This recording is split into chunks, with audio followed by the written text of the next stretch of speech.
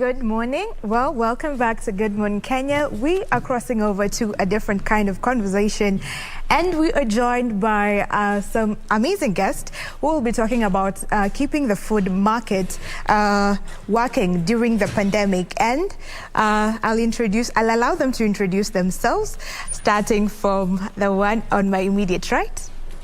Good morning, everybody. My name is Njoroge from the County Government of Kiambu. I'm the Chief Officer in charge of Trade, Industrialization, Tourism and Investment. My next guest. Good morning, everybody. My name is Dr. James Mutunga.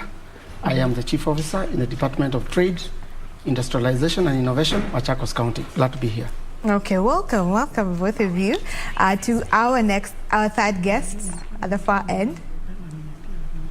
Charles, please introduce yourself. Thank you. My name is Charles Opiyo. I work for Global Alliance for Improved Nutrition, in short called GAIN, as a manager and also a senior policy advisor.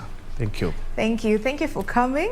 We'll start with you, Charles, to first tell us about what GAIN is about. Yeah, thank you very much. GAIN is a Swiss-based organization, which is an international NGO, of course, working across many countries in Africa and also in Asia. Ideally, what we do, we focus on improving nutrition, because this was, we were founded way back in 2000 as a United Nations, kind of pro-initiative that would help to advance issues of nutrition across many of the developing countries. And as such, what we do, we work with governments, we work with the private sector, the public and other civil societies to be able to really advance issues of nutrition, just to ensure that we can be able to improve outcomes, given that we have huge burdens of malnutrition in most of our countries, which has actually been a cause for concern, especially given that we've had cases of deaths and diseases that relate to food and nutrition issues. Thank you. Okay, so with that, we'd want to know how this particular program that you started began, that is the Keeping Food Market Working During the Pandemic. Thank you very much. I think before I go into what this project is all about, I would want to begin by deliberately appreciating and thanking the county government of Machakos and county government of Kiambu for having worked very well with us as an organization.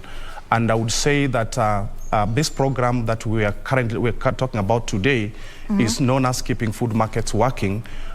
This program was kind of designed and put together because of the need to address challenges that COVID-19 brought about. Ideally, we all understand very well that when COVID-19 erupted or came, we were all caught by surprise. And ordinarily, just like when other systems and the structures in these countries were kind of affected, you can imagine that our food systems were also affected in one way or the other. And in that case, we sought to really look at how then do we still stabilize and ensure that with all these disruptions, we can still be able to access food that we so much needed, so that again, we are not able to either die because of hunger, but at the same time not clawing back some of the progress that we've made on issues of nutrition in this particular country. Yeah. Okay, and I'll get back to you to tell us about the food landscape in Kenya, how it was before the pandemic and how it is now during the pandemic, especially when it started. But before that, I would like to ask Dr. Motunga and Mary over here to tell us why they chose to work with GAIN. So I'll start with you, Dr. Motunga. Thank you, Stephanie. At the onset of the pandemic, I was approached through the county secretary's office by GAIN, and they had this program of keeping food markets working, and I initiated, I constituted a team, of course, through the blessings of the minister, Honorable Lazarus Kivuva. The departmental team was now to initiate and work with the program that GAIN had brought aboard. And we've over the last 1.5 years, we've achieved quite a lot, which I'll be highlighting just in the next session. But we are really glad that GAIN came. They came at the right time, because as a county, we had taken unprecedented measures for this kind of a situation. Of course, in line with the MOH protocols, recommendations for COVID prevention, we work with GAIN again to add more on the toolkit to be able to protect our vendors and also our customers. All right, thank you. And Mary? Well, thank you, Stephanie. When the COVID-19 hit, it was just about the time we had gotten a new governor, Dr. James Njoroge. He'd just been sworn in like 2 months before. So after he joined, we were hit by the pandemic. And then him being an agriculture expert, when the pandemic came through, you know, Kiambu is 60% urban, and rural is about 40%, with a lot of Nairobians living in Kiambu. And it being partly providing the food that's eaten in Nairobi, we were seriously affected by the pandemic. At some point, we had to close some markets. But when GAIN came on board, we were able to work together because they are experts in the food and keeping food market safe. We walked the journey together, and after that, we've not had a point where we've had to close another market. We had to work on a system where we had to protect our vendors because the businesses were really, really affected. Some vendors, and then especially when there was a cessation of movement, some vendors had to stop coming to the markets. The consumers were afraid of going to the market. So there was a bit of confusion, and we had to do something about it. So when GAIN came on board, they have helped us walk the journey and ensuring that the food markets are kept open. And we've managed to keep the markets open. We started with one market, but we are able to replicate what it is that we do in that one market in the other 117 markets in Kiambu County. All right. So back to you, Charles. Maybe you can highlight to us about the food market landscape, how it was and how it is now. Yes, thank you very much.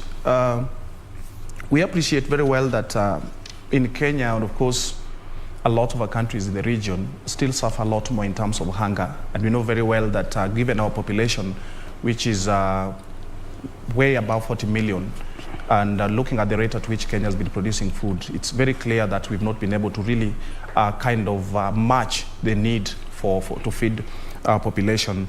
And that means that at least with some effort, I would say that even before COVID, yes, there were a number of interventions that have been happening, support from the different government departments in terms of what the government has done in agriculture, looking at health departments and all this. I would say that before COVID, at least we were at a point where we can say we were somewhere in terms of feeding our population. But that still doesn't mean that really we didn't have deficits and shortages in terms of food supply.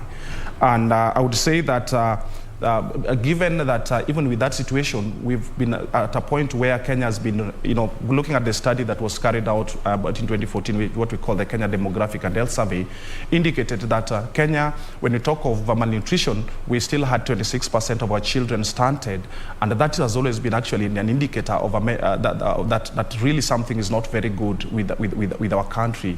And I would say that further, you notice that before then, there was also a study that was carried out, what we call the cost of hunger study, that demonstrated that with these stunting rates and all these challenges that relates to malnutrition, Kenya is losing close to 6% of the GDP, which is way back more than 370+ billion Kenya shillings. And that is a major concern. And we said with that, you can imagine when COVID-19 came in, then it compounded the whole situation, whereby we realized that there were huge disruptions, both right in terms of supply of food, because a lot of foods which were produced would not reach the market because of the interruptions in terms of transport systems, the entire network. Really, you would imagine how much that really affected the supply. And then now coming to the market, you realize that in our open market systems, we are still very traditional, where even with the fresh produce that come in, we do not have a cold systems where we can even keep our food safe and fresh for some time.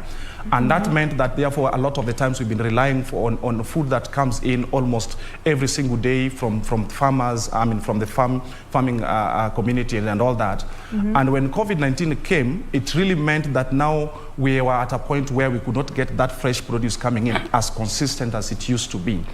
And of course, given that we don't have cold systems, we do not have structures and a better way on how we can do what we call post-harvest handling, we had huge losses, and at the same time, a lot of the food that are being consumed have somehow also been affected in terms of safety issues. And that's why Gaining came in to really partner with county governments of Machakos and Kiambu to look into it that even with all these disruptions, we could still assure our population, our supply, and maybe availability of food.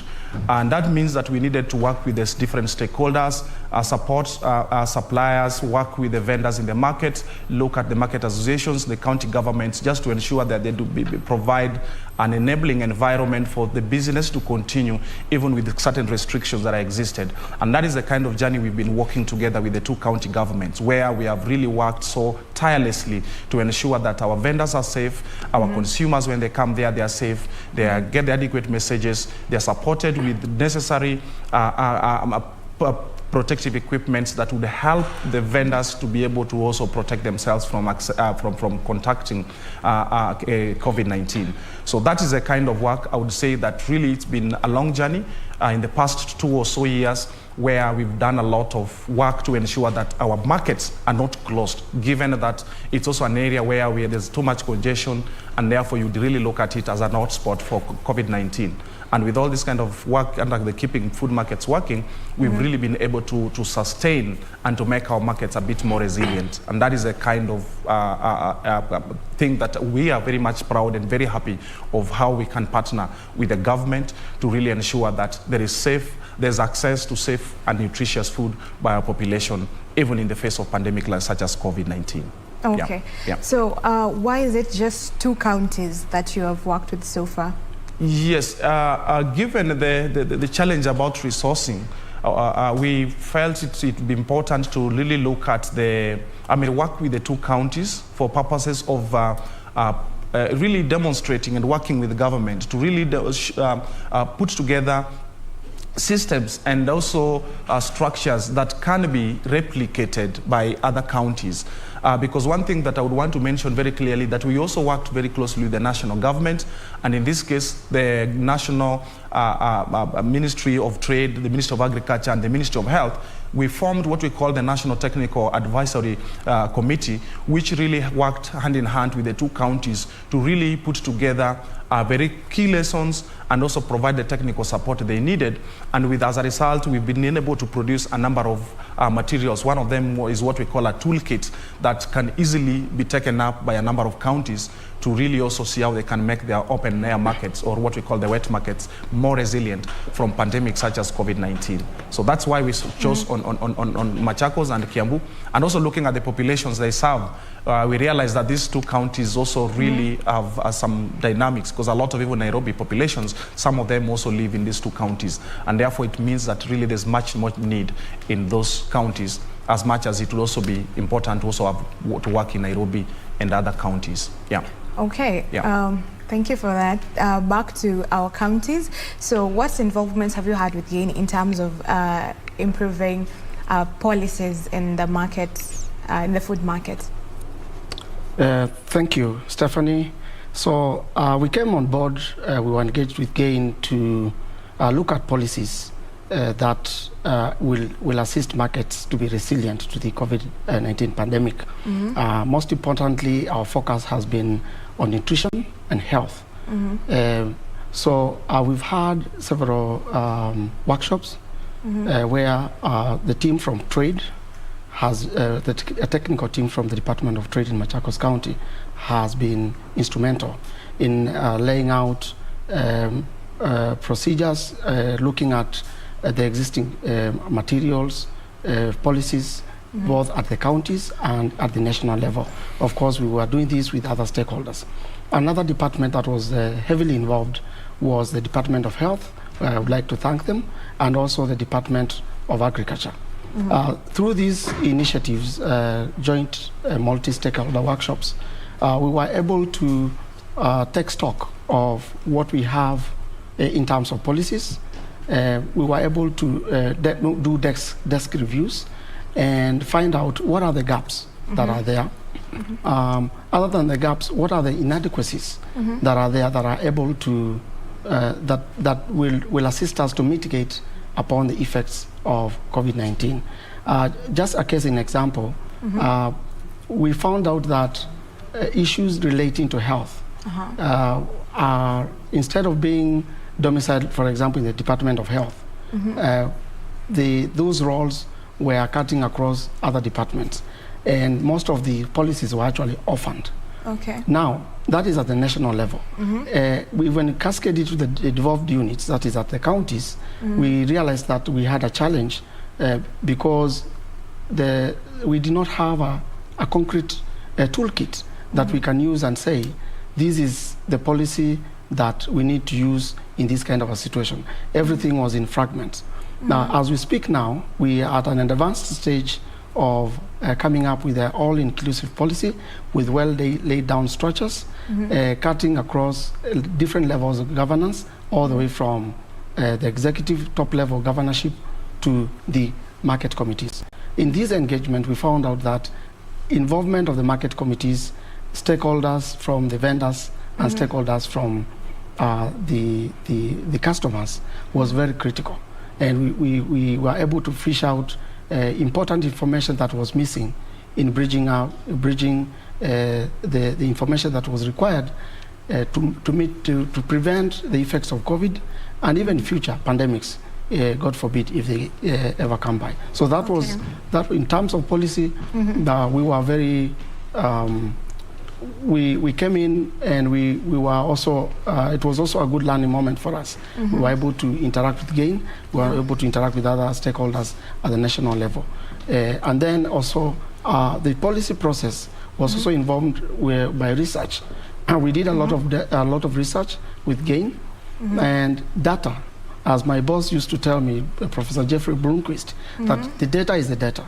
And once you make decisions based on correct data, then your interventions are likely to be good solutions to the problems that you are trying to solve. Okay. And Mary Njoroge, so maybe what is the value added from your involvement with GAIN? We've had we've moved some milestone. At the moment, we are still operating on the old law, but now we are coming up with a policy document that will help us improve how we manage and run the markets. We want to run the market sustainably. We know markets is where people organize politically and socially.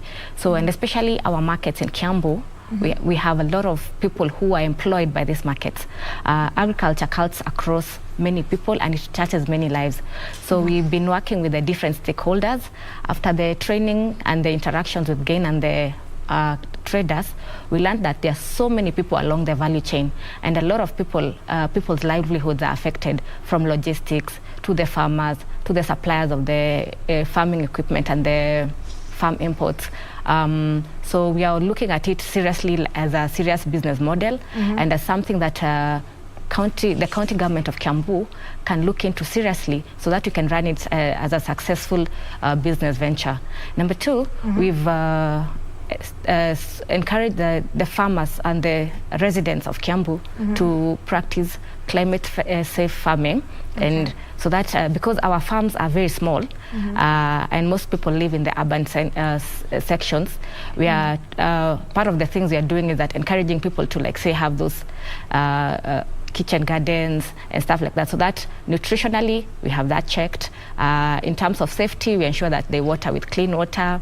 We've been consistently training the farmers, especially together with the agriculture department, on how to practice safe farming, so that at the end of the day, the consumers get safe food. Okay. So, and to you, Charles, so what were your immediate plans after identifying the problem, and what are your midterm plans, and what are your long-term plans? Yes. As you've heard it rightly, that one of the things that we did initially when we started this program, we carried out what we call the rapid needs assessment, because we needed to really understand that with the limited resources we have, where are we going to really make most in terms of the impact that we wanted to create. And in that case, we worked very closely with the two counties to really understand, in terms of their governance, how are they able to really effectively, cooperate with the market associations, work together with the vendors, and of course the flow of information in terms of, the feedbacking and how they've been working to really address some of the challenges that are affecting the vendors. At the same time, also looking at the whole infrastructure and basically whether maybe they are able to really help these stakeholders in the market to avert any case of COVID-19. So what we did when we carried out this assessment, we realized that we needed to really help the vendors with what we call the personal protective equipment, where we supplied them with some face masks. We gave them the sanitizers. In the two counties, we kind of constructed what we call water facilities in terms of the hand washing stations, just to ensure that at least they are able to access water for hand washing. While at the same time, what we did as our immediate intervention also through a bit of behavior change communication. So a bit of engagement in information provision as to why it's important for them to continue doing their business, but at the same time also trying to prevent any case of COVID-19. So those were our immediate interventions. But then we decided that yes, well, that would be very important in the interim. It would be very good again to also look into other more systemic issues that could really help them have a long-term, operations within the market. So again, went further and started doing a bit of what we call the market improvements, a bit infrastructurally.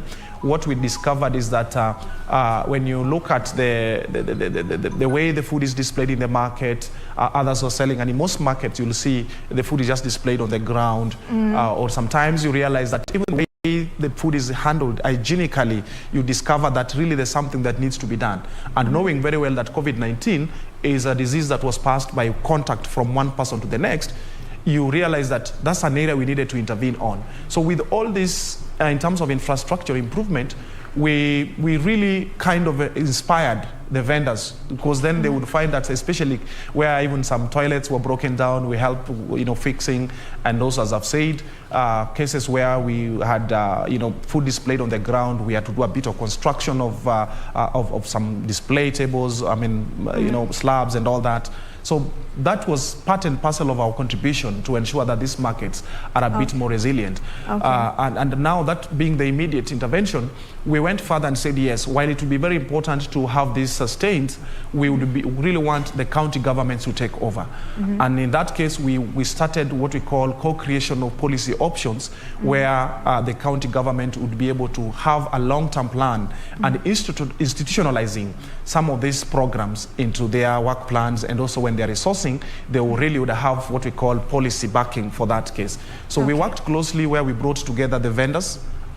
We came together with the university, especially Jomo Kenyatta University, and also with the county government and the national government team, to really look through the different issues that came about. And we said, fine, what would be the most immediate, what are some of the policy options that the county governments can take forward? One is the food safety issue, is a major concern, because as I've said, water is a challenge in most of our markets. The other thing is post-harvest handling of food in the markets, issues to do with even cold storage to keep the food fresh for a longer time. Those are issues that we feel the county governments can take forward, and also messaging and consistently trying to provide information in terms of how they can keep the food safe within the markets.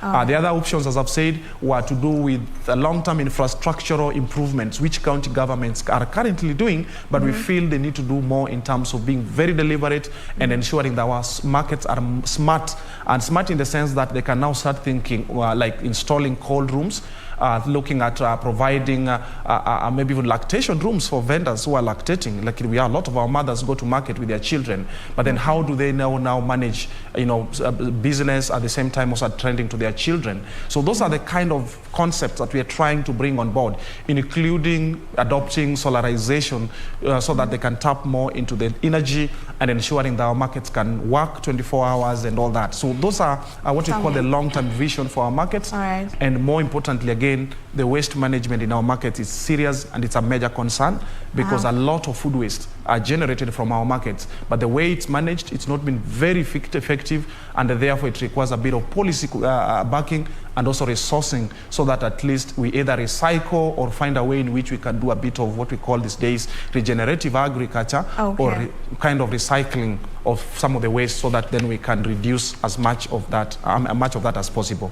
So that is a part of the policy work that we are carrying forward in these two counties and also nationally. Thank you. Thank you. Those are some great policies there, and I know that our food market will be better as time goes and as the county and national government work together. That is a good place to probably put a cap on this particular conversation, as time has run out. But it has been a great conversation with you all. Thank you for coming on board. This is the conversation on keeping food markets working during the pandemic, and we've had Dr. Mutunga, we have Mary Njoroge, and we have Charles Opiyo talking to us. That is it from this conversation. Much more to come. Keep it locked. See you after the break.